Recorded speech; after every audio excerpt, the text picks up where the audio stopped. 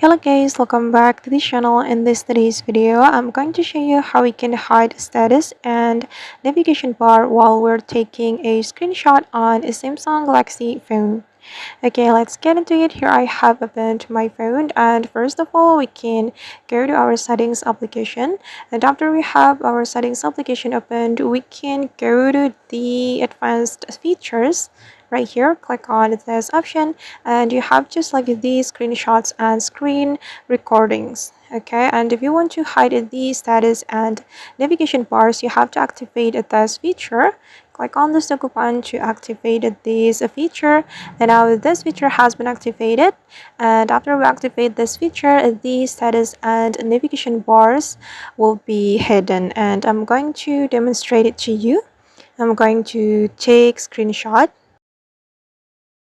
Okay, and now I'm going to check it in my gallery, and this is the result. As you can see that the navigation bar and the status have been hidden.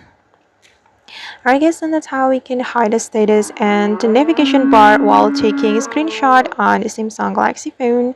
I hope this tutorial will be useful for you. Thank you so much for watching, and see you in the next video.